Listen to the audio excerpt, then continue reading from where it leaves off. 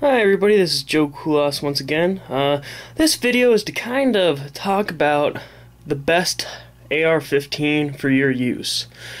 And when I say that, I mean not all the bells and whistles like an EO Tech or vertical grip, flashlight laser, any type of optics in specific. I'm talking about the basic standard layout of your AR-15 platform, more or less.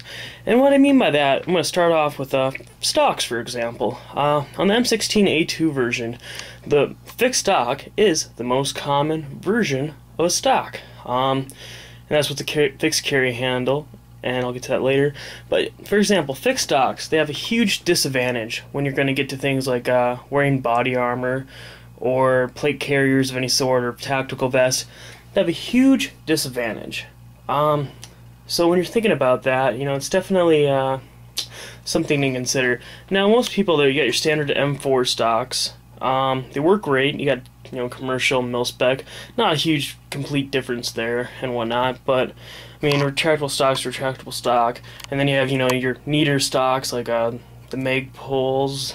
I got a couple different versions there. And so the stocks definitely matter a lot, just depending on what you're doing. And now the A2 stock, neat thing about that is it has a secret compartment in there for a cleaning kit, extra rounds, whatever you want. So I mean that, for example, is a neat advantage about it. So, and then also if you're going to be doing support fire, the stock might actually be useful to you. So, one thing to take into consideration is, especially if you're going to be wearing armor, retractable stock is definitely the way to go.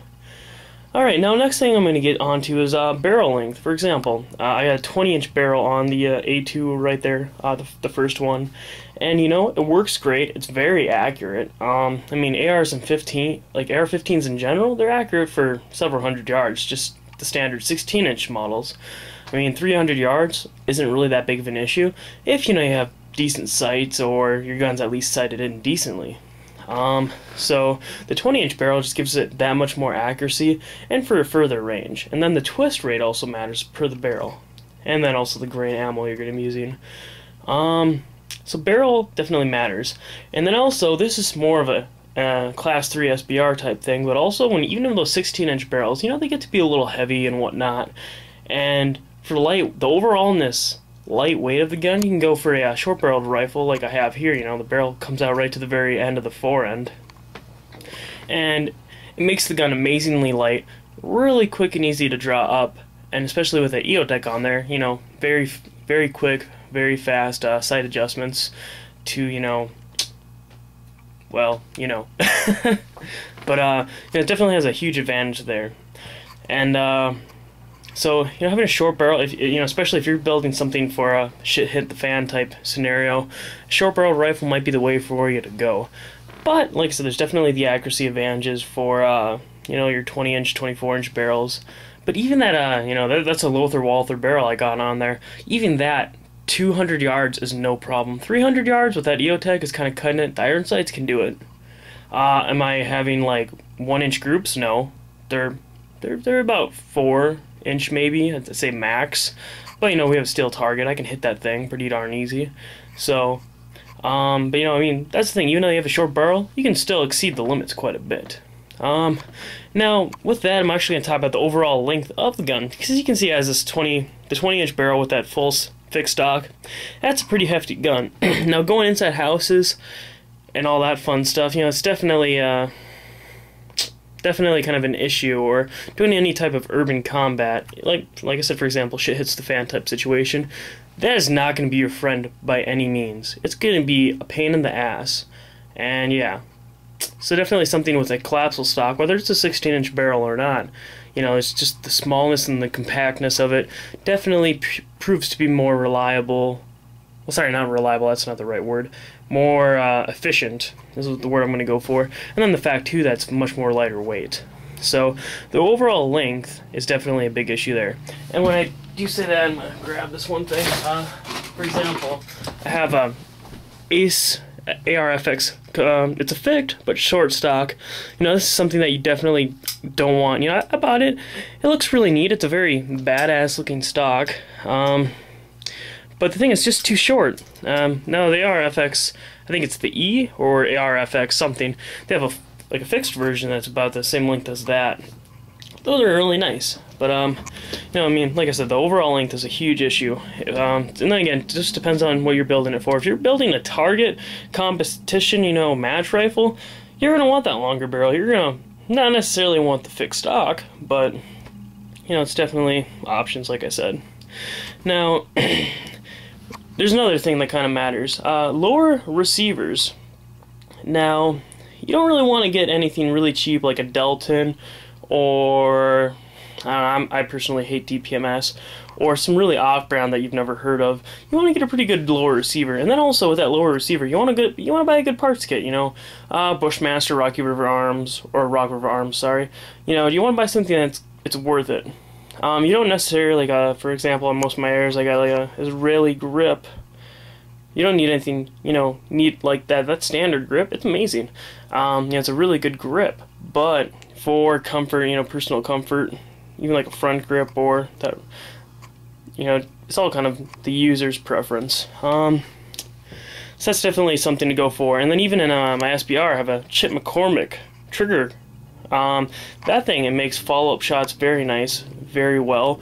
You don't jerk the gun at all for very fast follow-up shots. You know, and definitely adds a lot to the accuracy. Something that's definitely not needed, but it definitely helps. Not a whole lot left to mention, except also, as I mentioned, this is an A2. It's not detachable, as you can see. There's no side thumbnails of any sort. You know, no other side like that, and there's no other side to take it off. So when you buy an A2, you're definitely restricting the overall optics. But as you can see on this AR-15, I have a scope mounted on top of the carry handle, and that actually allows the use of iron sights also. So definitely a tactical advantage there also. And like I said, things like hand guards, that's just really user preference. Some people say this is the best, that's the best. It doesn't really matter. The only real difference is between a free float system and your standard handguards. Free floats are a little bit better for accuracy, but at the same time, it's not something that really matters. There's also a lot of diversity, and you know, 223, you know, ARs suck because they have no stopping power. The fact is, 223, that's gonna, you know, it's gonna mess you up pretty darn bad. But people that talk about AR-15s like that are really ignorant, because the AR-15 comes in a million different calibers. For example, you can get it. These are calibers I just have wrote down here, but it's 4.45, the 5.56, the 5.7, 7.62 by 39. You got that AR-15 right there, the Rock River Arms carry handle on top. That's a 7.62 by 39. You can get 6.8. You can get the AR-10, which it's not exactly the same as the AR-15, but that's 308. And then let me see. I think there's a couple more. Well, 22 of course, but it's not really a stopper. There's actually a 7.62 by 25 conversion out there. There's also a 410 shotgun conversion out there. And then there's also, I think there's a .17. I'm not exactly sure on that one, but all the other ones I listed, if you do your research, you can find them. And definitely neat things. And magazines, that's another personal preference. You want a beta mag? Sure, it's going to weigh it down like a motherfucker, but, you know, they're definitely awesome. And besides that, I mean, I guess that's really about it. Anything like optics, backup optics, front grips, bipods, all that stuff, that's just, you know, depending on that exact use you're going to be using the AR-15 for. I kind of hope this explains, if you're looking for an AR-15, what you want to go for. You can get it in many different calibers. Magazines, they're going to be a little bit harder to find compared to the actual guns, so make sure you get many magazines if you get a different caliber. But besides that, you know, they're all pretty nice. Even, for example, Colt made the Colt Sport Tactical, which was 7.62 by 39. Gun was flawless. You have the power of the AK with the accuracy of the AR-15, you know, and there's not much more recoil. That's the best part. Just because how the platform's set up for people that know how that stuff works compared to the AK. But, well, I'm not going to keep on ranting on here, but, you know, just building the gun for the certain use that you're going to be using it for is what you want to do. So, alright, I hope this video helps, and if you have any questions or anything like that, comments, post them and I'll get to them, and maybe I'll do a video about best firearm type here too. So, alright, take care everyone.